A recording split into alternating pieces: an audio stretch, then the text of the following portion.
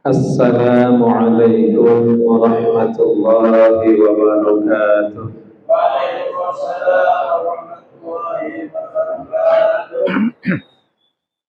Bismillahirrahmanirrahim. Alhamdulillahi rabbil alamin. Nahmaduhu wa nasta'inuhu wa nastaghfiruh. Wa na'udzu billahi min syururi anfusina wa min sayyiati a'malina. من يهد الله فلا مضل له ومن يضلله فلا هادي له أشهد أن لا إله إلا الله وحده لا شريك له وأشهد أن سيدنا ومولانا محمدا عبده ورسوله لا نبي ولا رسول بعده اللهم صل وسلم وبارك على صاحب الشفاعة سيدنا وحبيبنا ومولانا محمد صلى الله عليه وسلم وعلى آله وأصحابه وأتباعه إلى يوم القيامة أما بعد. Hadirin ahli jamaah Majelis Cangkir Hikmah rahimakumullah. Alhamdulillah wa syukurillah, segala puji dan syukur mari dengan tulus kita haturkan dengan hati yang paling dalam kehadirat Allah Subhanahu wa taala yang dengan sebab rahmahnya, khususnya hidayah, taufik dan kekuatannya kita masih diperkenankan berkumpul di tempat yang mulia ini untuk melaksanakan kegiatan yang insya Allah mulia, dengan tujuan mudah-mudahan Allah jadikan kita menjadi orang-orang yang mulia pula. Allahumma amin. Salawat dan salam serta berkah mari kita doakan semoga tetap tercurah dan terlimpahkan kepada kekasih kita yang paling utama, Nabi besar Muhammad sallallahu alaihi wasallam, beserta keluarga beliau, para sahabat serta seluruh umatnya ila yaumil qiyamah. Mudah-mudahan Allah selalu membimbing kita, mengistiqomahkan kita mencintai beliau, mengikuti ajaran beliau dan dikuburkan beserta beliau. Allahumma amin ya rabbal alamin. Sehat semua bapak-bapak? Ya, sudah selesai makan-makannya tadi? Sudah. Kita ngaji malam ini insya Allah ngajinya gampang, ngaji ngopi biar kita mudah memahami yang akan kita bahas kali ini. Nanti kita menggunakan tamsil, ya, misal perumpamaan. Maka pada malam hari ini setelah selesai pada pertemuan yang lalu kita membahas tentang syair tanpa waton dari astaghfirullah rabbal baraya astaghfirullah minal khotoya. Kemudian kita mohon kepada Allah bersama-sama minta ditambahkan ilmu yang manfaat. Apa itu ilmu yang manfaat? Itu ilmu yang menyebabkan kita lebih dekat dengan Allah, lebih jauh dari godaan syaitan, dunia dan hawa nafsu. Itu ilmu yang manfaat. Ilmu yang menyebabkan kita lebih bisa memahami kesalahan kita, aib, cacat hati kita lebih tahu jadinya. Ilmu yang menyebabkan kita semakin sibuk mengurusi bagaimana caranya supaya aku dekat dengan Allah, bagaimana caranya mengobati penyakit hatiku ini, daripada sibuk mencari kesalahan orang lain. Itu ilmu yang bermanfaat. Kemudian kita juga minta taufik dari Allah bisa mengamalkan ilmu tersebut. Ya, kemudian kita menyampaikan salam kepada baginda Nabi, ya Rasulullah, salamun alaihi ya rafi'an syami wa darani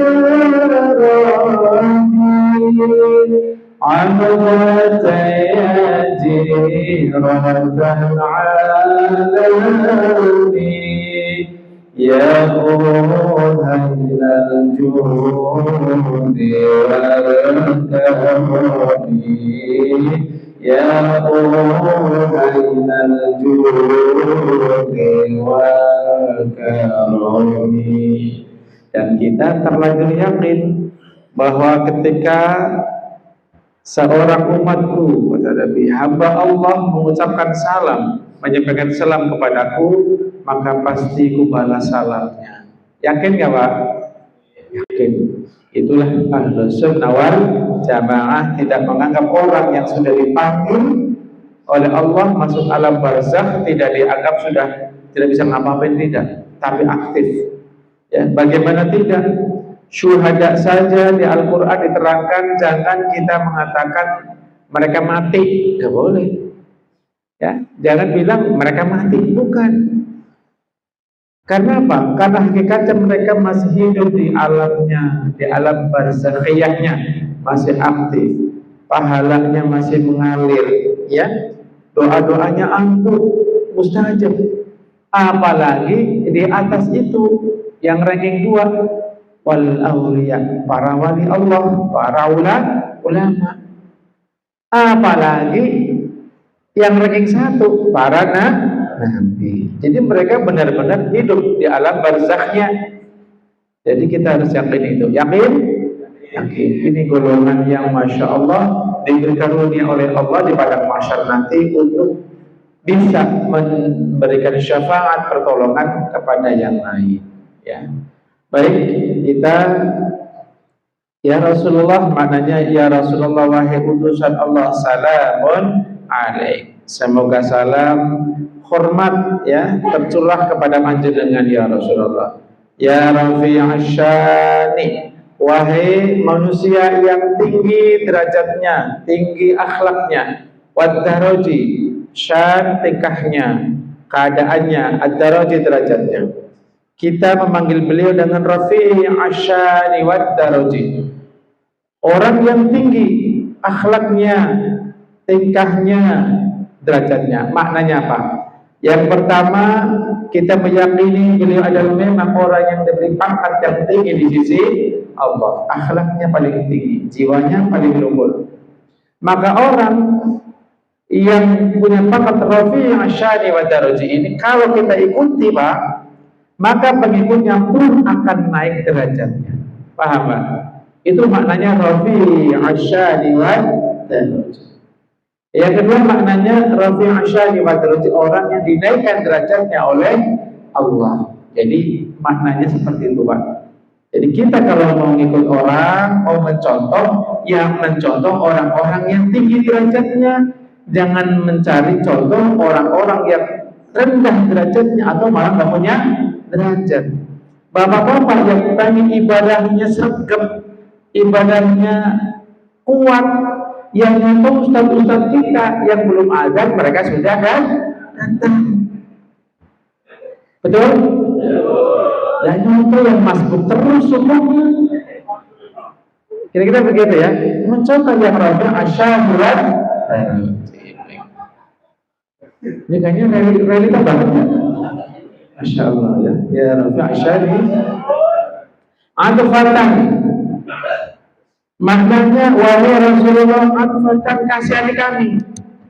Panjenengan minta dikasihi oleh baginda Nabi, sayangi kami wahai Rasul. Ya jiratal alami, wahai tetangga alam semesta. Maksudnya wahai orang yang mulia menjadi teman sejalan di alam semesta ini. Itu Nabi yang menyelamatkan alam semesta juga. Jadi kita pengen minta tolong kepada Allah dengan kita bertawassul memanggil Rasulullah. Atfatan ya jiratal alami, ya ahlal jud, ditasghirkan menjadi ya uhailal jud. Ya uhailal jud, wahai ahli dan kedermawanan, ahli berbuat kebaikan. Ya uhailal judi wal karami, dan ahli kemuliaan. Al-karam maknanya kemuliaan, orang yang hanya mau mengerjakan hal-hal yang mulia dari hati, pikiran, tindakan, semuanya hanya melakukan hal-hal yang mulia. Kalau kita kan kagak Pak ya. Kadang-kadang pengennya kita sholat, datang sebelum azan. Pengennya, tapi hatinya lain. Ini kasihan banget rokoknya, baru beli belum dibuka, kasihan dia. Buka dulu tuh. Berubah. Rendah lagi dia. Belum azan, dulu. Azan, baru azan, belum kom.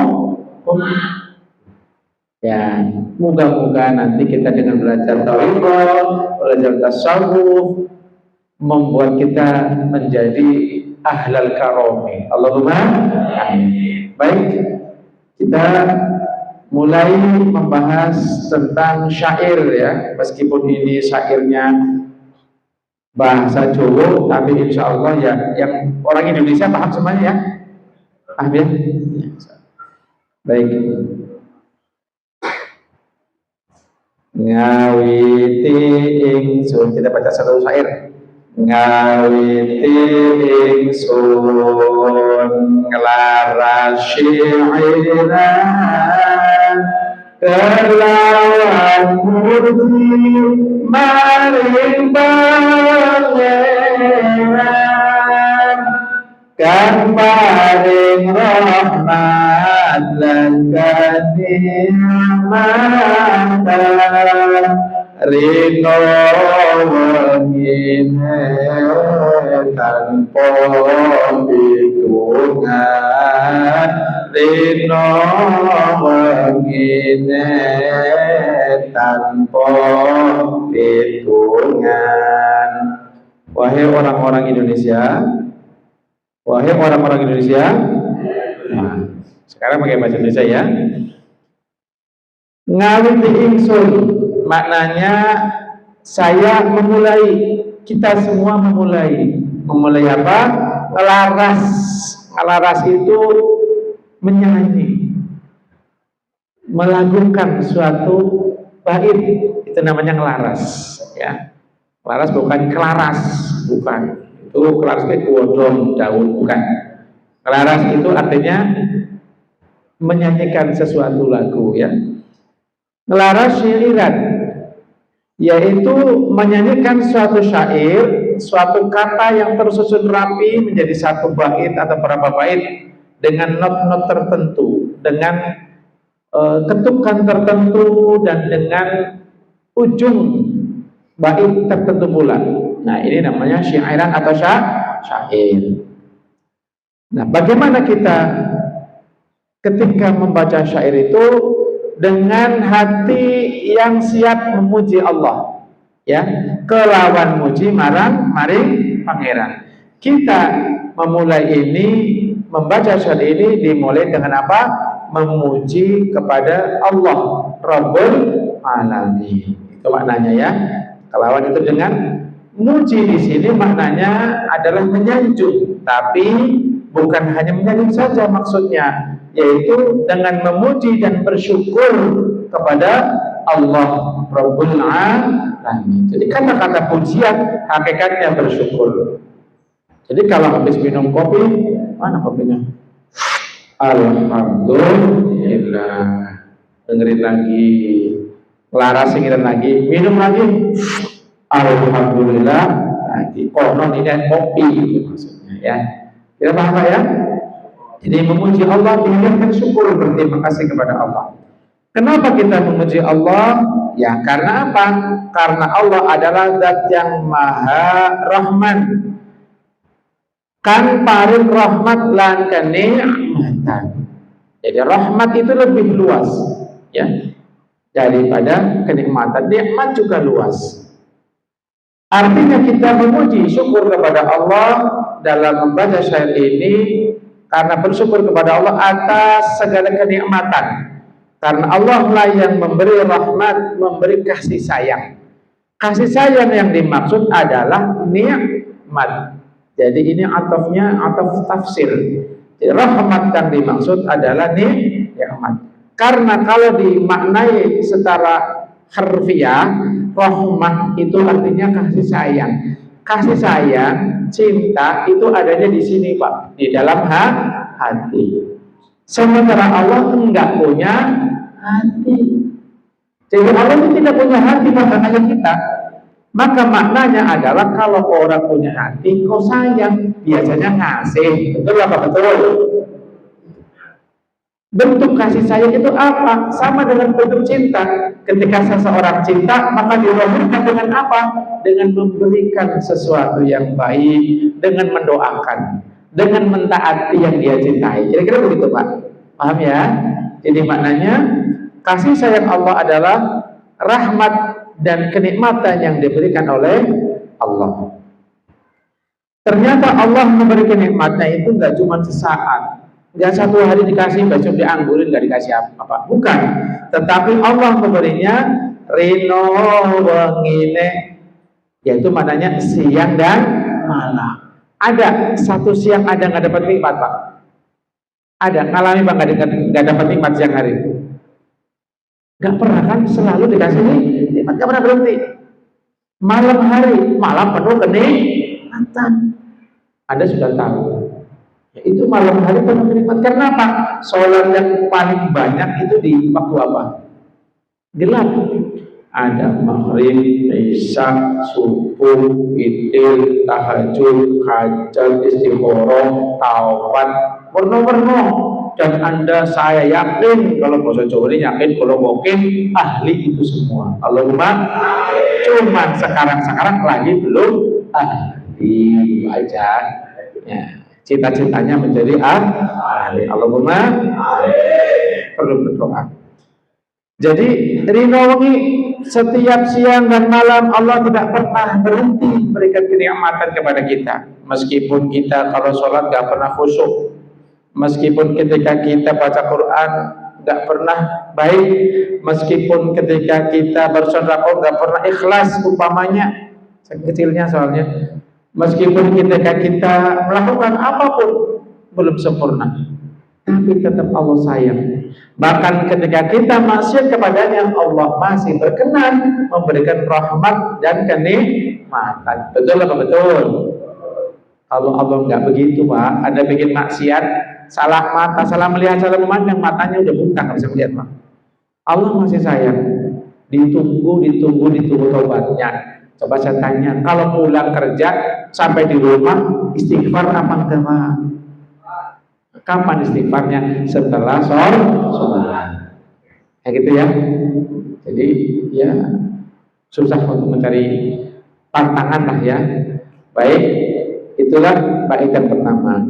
Kemudian dilanjutkan oleh beliau sang nazim syair penutupnya, tanpa hitungan, tanpa hitungan. Ini sesuai dengan firman Allah Subhanahu wa taala, Bismillahirrahmanirrahim, wa in ta'uddu ni'matallahi la tuhsuha. Itu ada di dalam surah Ibrahim. Al-Qur'an. Dan innamal a'malu binniyat itu hadis, Pak. Apa-apa. Ya karena memang nggak pernah ngajar hadis, Pak ya. Yang sering hadas tapi jarang baca hadis. Baik. Tanpa hitungan, seandainya kalian semua wahai hamba-hamba kata Allah Subhanahu wa taala mau menghitung nikmat Allah Subhanahu wa taala, la tuhsuha, maka engkau tidak akan mampu untuk menghitungnya. Ya artinya apa? Kenikmatan Allah afrodnya persatunya itu sangat banyak, tidak pernah bisa kita hitung. Ya, maka pantas kalau kita habis aktivitas, habis ngopi, alhamdulillah, habis makan apa itu namanya? Oh ya, opor apa ya? Ya, alhamdulillah. Ya jadi sebagai bentuk syukur, jangan bosan-bosannya ya kita bertahmid untuk Allah Subhanahu wa taala tanpa hitungan. Dan Allah tidak menuntut untuk setiap nikmatnya kita terima kasih, setiap suap kita syukuri. Tidak seperti itu. Cuma minta disyukuri, minimal melaksanakan arkanul iman, arkanul Islam, dan melaksanakan ihsan, itu aja. Nggak banyak. Sholat 5 waktu sebagai bentuk syukur kita setiap waktunya. Zakat kita sebagai bentuk syukur diberi rezeki oleh Allah. Puasa kita sebagai bentuk syukur kita diberi kehidupan oleh Allah. Haji kita sebagai bentuk syukur kita diberi rezeki oleh Allah Subhanahu wa Ta'ala. Nah, itulah tentang perhitungan. Kemudian kita lanjutkan karena ngajinya 2 jam ya Pak ya. Siapa? Ya. Kenapa 2 jam? Karena tadi kita udah mulai jam 8. Ya. Baik, kita baca satu lagi biar ini sesuai dengan tema kali ini. Tumpolo konco 1, 2, 3. Tumpolo konco priyo wanita ojo ngaji syariat bloko kebintar dongeng nulis lan mojo tamben burine bakal sengsara tamben burine bakal sengsara. Kita perhatikan Tumpul ayyuhal ikhwan ayyuhal ashab patir-patir dulur-dulur tumpul konco wahai teman-teman semua. Jadi Anda dipanggil oleh beliau sebagai teman baik pria maupun wanita. Jadi apa maknanya? Setiap muslim harus kita anggap saudara, teman sejati kita. Agar apa? Ketika mungkar nakir bertanya, wa man ikhwanuka? Siapa saudaramu? Kita bisa jawab, saudaraku adalah seluruh muslim dan muslimah. Jangan ada dendam di antara kita, ya. Kalau Anda masih kurang kopinya, tinggal minta. Jangan gundeng nantinya, ya. Baik. Tumpul konco. Bismillahirrahmanirrahim. Ini waktu mustajabah. Ulangi. Bismillahirrahmanirrahim. Bismika Allahumma ahya wa bismika. Lanjut. Ya. Ya, tinggal merem Pak ya. Itu mustajabah. Paling ikhlas.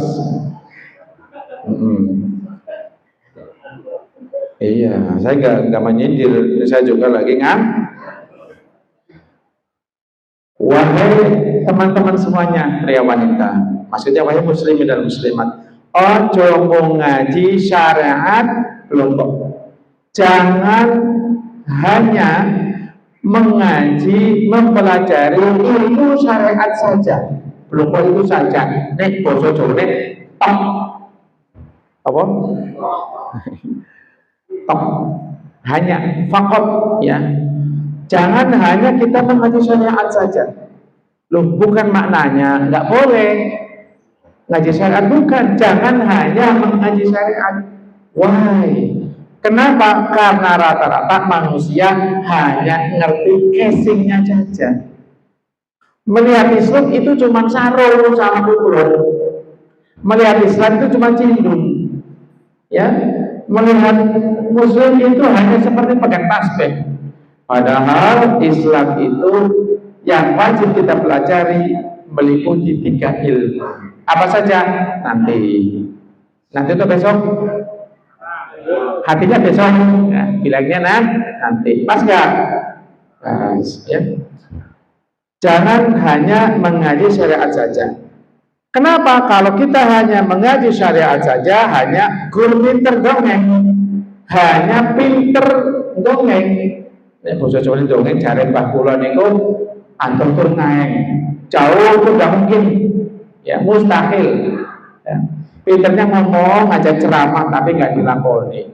Nah, itu pinter dongeng. Pinter nulis. Ya, membuat khutbah pinter ya.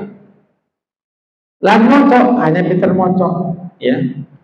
Maka kalau orang hanya mengaji syariat saja, maaf, apalagi nggak ngaji syariat itu maksudnya loh Pak. Ya berarti nggak pinter ngomong-ngomong akhirnya Pak. Kalau ngaji syariat lumayan pinter dongeng, pinter nulis, pinter moco. Kalau nggak syariat sama sekali, ya orang yang dongeng. Pelang aplomo, nggak tahu apa. Ya. Jangan tersinggung yang suka ngopi doang Pak, santai aja. Kita lagi bertahap ngaji ya, 3 ilmu. Di deadline-nya kan 4 menit lagi. Baik. Kenapa? Kalau kita hanya belajar syariat, tembe mburi ini bakal sengsara. Tembe itu baru setelah itu pada akhir kisah panjenengan Anda akan sengsara. Kenapa sengsara? Karena Anda tidak cukup bekal. Bekalnya kalau ngaji syariat hanya syariat tok. Yang dipelajari hanya jasad panjenengan, hanya cara sholat, cara wudhu, ya, cara zikir, bersolat opo zikirnya, cara menghadap kiblat, nutup aurat. Lah kalau nggak ngaji sama sekali berantakan banget Pak. Yang ngaji itu saja sengsara. Kalau nggak ngaji tiga-tiganya bukan sengsara lagi tapi ciloko. Apa? Ciloko, celaka, kasihan. Kenapa? Kita dilahirkan membawa jasad, harus belajar syariat. Kita diciptakan dikasih akal, harus belajar iman, memastikan ini Tuhan Allah Esa. Dan kita diciptakan Allah punya hati, harus belajar ihsan, ma'rifat billah. Ya kalau kita nggak bisa seperti itu, nggak mau belajar, sementara waktunya banyak, di rumah udah ngopi, di sini juga sudah ngopi, dan doyan Pak. Ya kalau nggak ngaji, namanya sengsara. Baik, secara ringkas, masih ada waktu 3 menit, 1 menit kita arahkan syariat, 1 menit kita arahkan ke thariqah, 1 menit kita arahkan ke hakikat. Gini, syariat itu apa? Syariat itu maknanya hukum-hukum yang diturunkan kepada Rasulullah Shallallahu Alaihi Wasallam yang bisa kita pahami melalui guru-guru kita, melalui para ulama yang diambil dari kitab, dari hadis atau sunnah, ya, atau mungkin dari ijma' dan qiyas para ulama. Itu namanya syariat. Ngaji tentang bagaimana cara takbiratul ihram, cara membaca Al-Fatihah, cara mandi junub atau mandi gajah, ya, cara tayamum dan sebagainya. Itu namanya belajar syariat. Semua orang, entah itu orang kecil, orang besar, laki-laki, perempuan, kiai atau bukan, harus belajar dan mempraktekkan syariat. Sudah paham? Syariat itu mutlak, umum, pemimpinnya yang mengajarkan baginda Nabi Shallallahu Alaihi Wasallam. Diibaratkan seperti kapal. Seperti apa? Karena manusia pasti punya tujuan. Anda hidup punya tujuan nggak akhirnya nanti? Punya, pengen masuk surga. Surga itu seperti mutiara. Maka syariat adalah langkah pertama kita belajar syariat agar bisa menuju ke laut. Karena mutiara ada di mana? Di dalam laut. Ya, dijaga oleh kerang. Nah, jadi harus punya kapal dulu, harus ngerti. Ini kapalnya siapa? Jangan-jangan ini kapalnya nggak bener, bukan Islam, bukan syariat Islam. Maka belajar syariat Islam wajib. Mau bagaimana bisa ke lautan Pak? Nggak ada kapalnya Pak. Mau ngelangi Pak? Muter dulu kita Pak, mati dulu. Sudah paham? Baik. Yang kedua, ilmu yang kedua namanya ilmu thariqah. Ilmu apa? Thariqah. Ilmu thariqah itu apa? Secara ringkas, ilmu thariqah adalah ilmu yang membahas tentang bagaimana cara mengamalkan syariat dengan sungguh-sungguh, dengan hati-hati dan tidak sembarangan. Artinya orangnya perhatian. Kalau ilmu syariat, contoh Pak, salah satu rukun syarat sah salat adalah menutup aurat. Betul? Itu syariat. Asal sudah menutup aurat, dia benar salatnya. Tapi kalau orang tua memikir jaga adab dengan Allah Subhanahu wa taala. Wong kita kerja aja pakai safety juga kan? Maka ketika ke masjid, jangan celana cungkring, kaos oblong, bisa pakai toh saya ya di depan lagi. Tapi kan udah sesuai syarat. Iya. Kalau Thariqah mengajarkan apa? Melaksanakan syariat dengan sungguh-sungguh dan hati. Maka orang yang berthariqah akan hati-hati dia mempelajari syariat. Karena apa? Supaya bisa menaiki kapal menuju ke alam thariqah. Thariqah digambarkan seperti lautan. Apa? Lautan. Namanya lautan pasti dalam. Ya, ada ikan, ada yang bisa kita makan, ada yang makan kita ikannya. Betul? Supaya selamat ya kita gunakan syariat itu, kita laksanakan syariat itu dengan thariqah. Masuk ke thariqah itu sama dengan menuju ke laut, ya, kita jalan di sana. Sudah paham? Jadi thariqah itu diibaratkan seperti lautan. Yang di lautan itu ada kenikmatan yang pengen kita dapatkan, macam-macam. Baik, sudah paham? Maka orang yang berthariqah ini harus punya guru. Oh, asalnya belum, Pak. Nah, belum nyampe targetnya, mutiaranya masih 1000 kilo. Panjenengannya belum dulu. Mati, Pak. Ada caranya, Pak. Oh, jangan. Ini Anda belum bagus nih, belum saatnya. Jangan amalkan ini, belum saatnya. Nanti kalau sudah sini sudah pakai alatnya, hati-hati dan tetap dikontrol, disensor, jangan kabur, nanti malah kemakan ikan. Nah, sudah paham, Pak? Kalau thariqah dilaksanakan dengan istiqomah, Allah punya janji akan mendapatkan ilmu hakikat namanya. Apa? Hakikat. Nah, hakikat itu diibaratkan seperti Anda menyelam di dalam dasar laut menemukan mutiara, dibuka. Oh, ini mutiaranya. Atau nyari ikan lah, panjenengan lah gitu, pengen apa? Ya, sudah paham sampai di sini? Atau mencari putri dulu yang cantik lah, terserah panjenengan apa. Yang penting tujuannya apa? Tujuan yang dimaksud adalah hakikat itu menimbulkan rasa keyakinan yang paling tinggi yang disebut sebagai ma'rifat billah. Harus nyelam dulu. Fokus tujuannya ilahi anta maqsudi, ya Allah, engkau lah tujuanku. Maka Anda akan bisa sampai ke dasar laut mencari kerang. Anda ambil dengan benar. Sampai di sini paham? Jadi diibaratkan seperti kerang yang jadi keinginan panjenengan. Itulah tujuan hidup kita, mendapatkan ma'rifat billah. Wa ma khalaqtul jinna wal insa illa liya'budun. Dan tidak menciptakan jin dan manusia kecuali untuk menyembahku saja. Untuk apa? Untuk bisa meyakini bahwa dia adalah hambaku. Kalau panjenengan sudah benar-benar yakin Anda hamba Allah, tidak akan mampu meninggalkan ibadah. Ya, karena orang yang berthariqah itu akan rasanya itu enak ibadah, Pak. Zikir rasanya nikmat sekali. Amal soleh enteng. Karena salah satu ciri-ciri orang yang sudah sampai hakikat, Pak, itu tandanya 3. Saya terangkan satu saja. Kalau orang thariqahnya sudah benar, Pak, itu dikasih karawat namanya taysirul a'mal.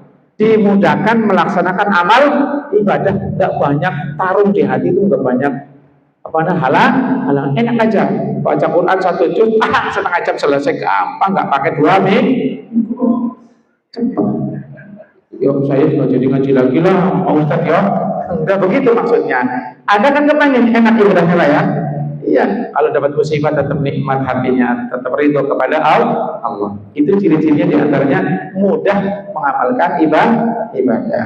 Jadi kalau Anda merasa susah, berarti memang Anda harus melalui kapal, kemudian panjenengan naik kapal, jangan cuma lihat aja, tapi dilaksanakan sampai ke tengah laut, nyelam. Di situ ada hakikatnya.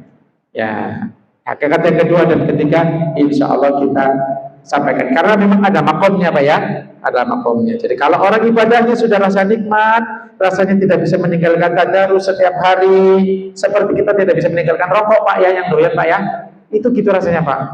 Kalau lagi sehat, aduh, jangan ditinggalkan, harus istiqomah. Oh, makan begitu, Pak ya? Iya, kalau sakit aja nggak mau merokok ya.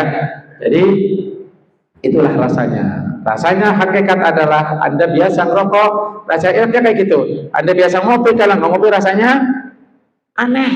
Aneh nggak, majelis nggak ada kopinya, aneh katanya. Nah, jadi itulah hakikat rasanya. Jadi enak rasanya. Insya Allah Mudah-mudahan Allah Subhanahu wa taala menjadikan kita hamba-hambanya yang diberi kesempatan bagian untuk mendapatkan sempurna dalam bersyariat, sempurna dalam berthariqah, dan sempurna dalam berhakikat sehingga mendapatkan ma'rifat billah. Allahumma amin ya rabbal alamin. Bismillahirrahmanirrahim. Alhamdulillahirabbil alamin. Allahumma shalli wa sallim wa barik ala sayyidina wa habibina Muhammad wa ala alihi wa sahbihi ajma'in bi rahmatika ya Allah ya arhamar rahimin ya arhamar rahimin ya arhamar rahimin. Rabbana taqabbal minna innaka antas samiul alim wa tub alaina ya maulana innaka antat tawwabur rahim wahdina ووفقنا إلى الحق وإلى صراطك المستقيم. اللهم اهدنا بهداك واجعلنا ممن يسارع في رضاك ولا تولنا وليا سواك ولا تجعلنا ممن خالف أمرك وعصاك. وحسبنا الله ونعم الوكيل نعم المولى ونعم النصير ولا حول ولا قوة إلا بالله العلي العظيم. ربنا أرنا الحق حقا وارزقنا اتباعه وأرنا الباطل باطلا وارزقنا اجتنابه. اللهم صل على سيدنا محمد صلاة تجعلنا بها من أهل العلم والعبادة ظاهرا وباطنا وتحشرنا بها بعبادك الصالحين دنيانا وأخرانا وعلى آله وصحبه وسلم تسليما كثيرا. اللهم أكرمنا بكرامة ختم القرآن وشرفنا بشرافة ختم القرآن. اللهم أدخلنا بشفاعة القرآن. اللهم ارحمنا بالقرآن واجعله لنا إماما ونورا وهدى ورحمة. اللهم ذكرنا منه ما نسينا وعلمنا منه ما جهلنا وارزقنا تلاوته آناء الليل وأطراف النهار واجعله لنا حجة يا رب العالمين. ربنا آتنا في الدنيا حسنة وفي الآخرة حسنة وقنا عذاب النار. وصلى الله على سيدنا محمد وعلى آله وصحبه وبارك وسلم. سبحان ربك رب العزة عما يصفون وسلام على المرسلين والحمد لله رب العالمين. الفاتحة. أعوذ بالله من الشيطان الرجيم. بسم الله الرحمن الرحيم. الحمد لله رب العالمين الرحمن الرحيم مالك يوم الدين إياك نعبد وإياك نستعين اهدنا الصراط المستقيم صراط الذين أنعمت عليهم غير المغضوب عليهم ولا الضالين. رب اغفر لنا ولوالدينا ولجميع المسلمين آمين. Hadirin Bapak-bapak saya hormati, demikian yang bisa Al-Fadhil sampaikan. Kiranya banyak kekurangan, banyak kata-kata saya yang belum baik, yang membuat Anda sakit hati. Sakit hati nggak Pak? Sakit? Mohon dimaamin Pak ya. Kalau kita ngaji tasawuf memang sakit hati bener. Ya, tapi insya Allah Anda dipijit, diurut supaya sehat, Anda minum obat pahit supaya sehat, insya Allah bermanfaat. Allahumma amin. Ya, cukup sekian. Wallahul muwaffiq ila aqwamit thariq.